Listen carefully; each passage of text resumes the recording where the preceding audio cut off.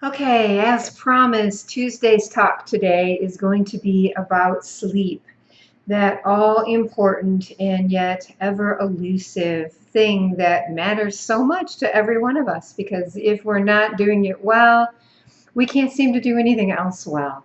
So I wanted to take a few minutes and talk to you today on Tuesday's talk about how we might better be able to address this challenge that and blessing that we have, right, of sleep. So, a few things to think about. I talk a lot about having a mindfulness or a meditation practice in your life, and part of the reason for doing that is to sort of develop what we call this witness perspective. Because all day long, our minds are just collecting data. Every single sense that we have is bringing in information and storing it in this beautiful, wonderful gift we have as a brain. And everything that we've encountered throughout the day is stored up there for later use. And it is a wonderful gift and a powerful servant, but an absolutely horrible master.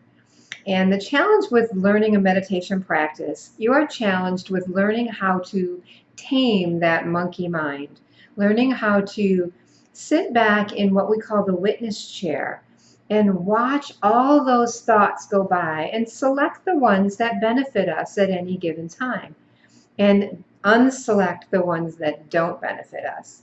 So when you get really good at meditating, you get really good at staying very present and consciously choosing the thoughts and the knowledge and the wisdom and the choices that we have out of this billion options that we have going around in our head at any given time.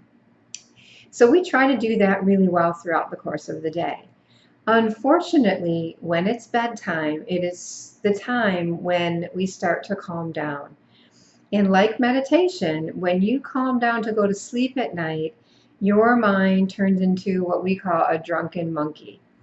All of a sudden, at the time when you're ready to just relax and quiet down, our minds are flooded with all the activities of the day and all the concerns about tomorrow and everything other than the present moment awareness of just calming and relaxing and letting ourselves drift to sleep.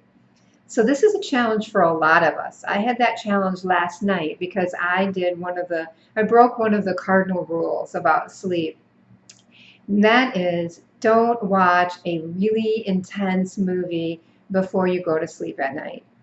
And Rob and I did that. We watched some type of a drama, crime drama movie. And when I went to go to sleep last night, I could not turn those thoughts off. And I had a really hard time. So I was up and I finally just said, look, I need to just get up, have a nice cup of tea, and then do a little bit of meditating and quiet my mind a little bit so that I can get to sleep. And that's exactly what I did last night. Now, you might think it's already late, you only have a certain amount of hours of sleep, so getting up like that, there's another hour probably that I didn't sleep. But here's a little secret that you might not know about meditation. There's a formal meditation, which is something that you need to do every single day, where you sit in a chair and you meditate and you stay mindful and you stay aware. And the goal is not to go to sleep. But there's also something called meditative sleeping or sleeping in a meditative state. And that's what I did last night. So instead of sitting upright in my chair like I would normally tell you or ask you to do in a meditation, I laid down on the sofa very comfortably with a pillow under my head and I started to focus on my breath. And all I did was watch the thoughts come and go for a while. And as I did that, after my cup of tea, about 10 or 15 minutes into it, I started to drift to sleep. And the kind of sleep that I had was so great. So the key to sleeping is the idea is you're going to rest your mind and you're going to rest your body. So there's nothing more restful for your mind than meditation. When you consciously allow those thoughts to come and go, it is such a rest, such a break for your mind to be able to do that. And if you're in a prone position and you're lying comfortably, you're also resting your body. So actually, the most restful sleep that you could have is a beautiful, meditative, kind of like a twilight sleeping pattern throughout the course of your night. So that's my recommendation to you. If you're having trouble sleeping, or if you're not waking up rested from your sleep, chances are you're not turning off all that static before you're going to sleep at night. And what happens is it just sits there and it ruminates in your mind all night long. So whether that's a scary or an intense movie, whether that's an argument, you've heard it said before, don't go to bed angry. That's why, because those thoughts and feelings that you have going on in your head, just as you drift to sleep, is what you're going to marinate in all night long.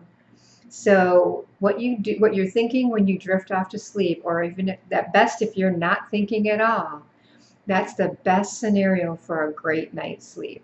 So hopefully that's a helpful tip for you to help work with that insomnia, bringing mindfulness again into just another dimension of your life, bringing meditation into a place where you can really have it help you on a day-to-day basis. Happy Tuesday, namaste, and we'll talk again soon. Take care.